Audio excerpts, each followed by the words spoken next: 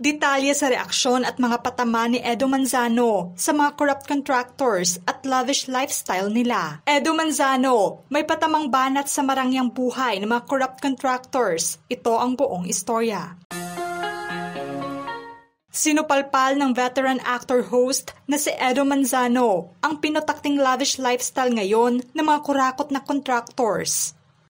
Kaugnay nga ito sa anomalyang flood control projects na siyang nabulilyaso ngayon sa publiko. Sa Facebook post ni Edu, bumanat siya ng kanyang entries at pinatamaan ng mga kurakot na contractors. Sa kanyang post, makikita ang larawan niya at signage ng fans at work at ibinahagi niya at mababasa naman sa caption, "Relax guys, ako na bahala sa road to forever. Bill, 20% semento, 80% kupit. Hashtag Engineer Edu. Hashtag New Career Path." Bumanat pa siya ng patamang biro at aniya.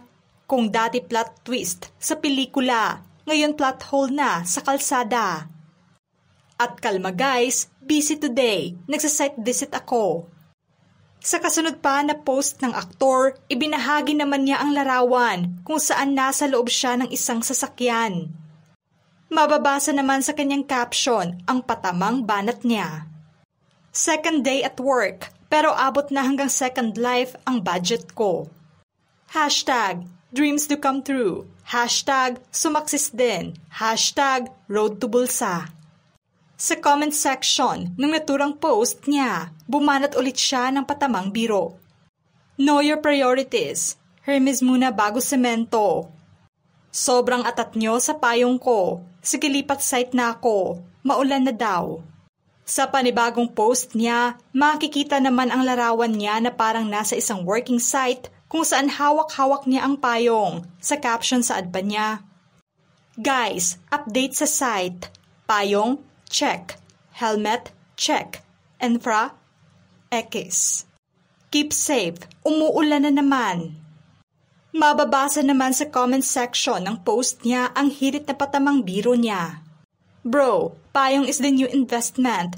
Kung wala kang Rolls-Royce payong, wala kang financial stability. Hindi kasi kayo marurunong. Payong ang tunay na asset class. Ask me how. Legit to." Lahat ng posted photo ni Edu ay ginamitan nga niya ng Artificial Intelligence o AI. Marami naman sa mga netizens ang natawa sa mga banat na patamang post ng actor-host. Ilan pa sa komento ng mga netizens, "Ayos yung 80% ah. Sana more celebrity post pa na ganito para naman tablan sila ng hiya kung meron man. Taray talaga, over sa kupit yan sila." Simpleng mang-asar at magparinig itong si Edu. Ayan, dapat yung mga artistang sikat at may impluensya mag-umpisa ng magsalita. At ipahiya ang mga kurakot sa gobyerno. Nahihiya na ang mga buwaya sa mga politiko kasi ang mga buwaya may kabubusugan. Sir, di po flood control yan, rain protection yan. Kurakot shaming para sa mga kurakot na politicians. Malinaw nga sa karamihan ngayon na isa lamang si Edu sa mga celebrities na nagalit. At aware sa mga nangyayaring korupsyon ngayon sa ilang proyekto ng gobyerno.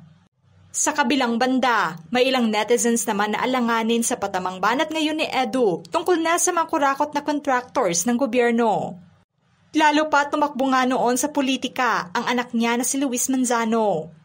Ngunit giit ng iba na malinaw naman ang mga kurakot na individual lamang ang pinapatamaan niya. Naging sentro rin ng kanyang patamang post ang lavish lifestyle ng mga kurakot na contractors. Pati ng ilang kamag-anak na mga ito na grabe maka-flex ng mga mamahaling bagay online. Binansagang nepo babies ng mga Gen Zs ang mga anak ng corrupt officials na kailanman ay hindi nakaranas ng hirap simula umpisa. Isa lamang ang aktor na si Edu sa napakarami na ang nag-call out sa kaliwat kanan na public shaming ng mga netizens sa ilang kamag-anak na mga kurakot na contractors. Base sa mga banat ni Edu, inihalin tulad niya ang hirit niya tungkol sa payong. Kung saan matatandaan sa eksklusibong panayam ni Julius Babaw sa pamilyang Diskaya. na siyang sentro ng batikos ngayon na may kaugnayan sa anomalyang flood control projects ng gobyerno. Ipinakita kasi ng pamilyang Diskaya ang ilang mamahaling sasakyan na collections nila. Kabilang na ang sasakyang napusuan nila dahil lamang may kalakip itong payong. Dahil sa magarbong pag-flex ng mga ari-arian ng ilang mga kurakot na contractors, napangiwi ang maraming netizens. Pinuna pa ng mga netizens ang travel abroad ng mga kurakot na contractors pati na ang pagpapaaral nila sa kanilang mga anak internationally. Naging malaking question ito sa publiko lalo na at naungkat na nga ang tungkol sa anomalyang flood control projects ngayon. Kung matatandaan, 3 taong naglingkod si Edu bilang Vice Mayor ng Makati City noon, simula 1998 hanggang 2001. Sa pag-upo niya sa pwesto noon, nadawit din ang kanyang pangalan sa isyu ng korupsyon. Bilang isang halal na politiko, hindi maiwasang questionin noon ang kickback di umanong natatanggap ng syudad. Na may kaugnayan sa ilang proyekto. Binigyang linaw ni Edu ang tungkol na sa issue at naglabas ng kanyang pahayag noon upang linisin ang kanyang pangalan. Pahayag niya noon na simula nang maupo siya sa pwesto hanggang sa matapos ang kanyang termino ay hindi umano siya nakabinipisyo o sumali sa anumang deals sa pagitan ng mga contractors o baka'y nakatanggap ng kickback galing sa mga ito. Kaya naman malinaw na sinabi niya noon na hindi niya binoto si Jojo Binay bilang senator. Dahil nasa ilang alikasyong korupsyon na kinakaharap nito sa Makati bilang mayor ng syudad noon. Sa pahayag ni Edu noon, "Totally up to you, but Binay is a no-no. I worked with him and saw it all. I'm sorry, but Binay is not my candidate. Worked with him for 3 years and saw it all." Hindi nga niya isinapubliko ang detalye ng aligasyong korupsyon noon. Pero katulad nga ng issue ngayon ng flood control project, ay napaulat nga na nasa tinatayang aabot ng milyon-milyon ang kickback na naibubulsa ng mga contractors ng gobyerno. Noon pa man, bukas na ang aktor sa pagbigay ng kanyang opinyon na may kaugnayan sa korupsyon ng gobyerno.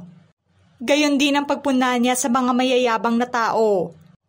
Matatandaang noong 2023, pinayuhan niya ang mga netizens na huwag magmayabang sa buhay. Naging halimbawa niya ang ilang mga bagay na ipinagmamayabang ng karamihan. Saad niya noon, "Huwag kang magyabang kung may sarili kang bahay, kotse, motor, lupain at pera. Ako nga may sariling mundo, tahimik lang ako." Ang banat niya noon ay tila napapanahon ngayon. Dahil nasa issue ng lavish lifestyle ng mga kurakot na contractors at mga kamag-anak nila. Ano ang masasabi niyo sa patamang mga banat ni Edu Manzano sa mga kurakot na contractors at lavish lifestyle nila? Just comment below.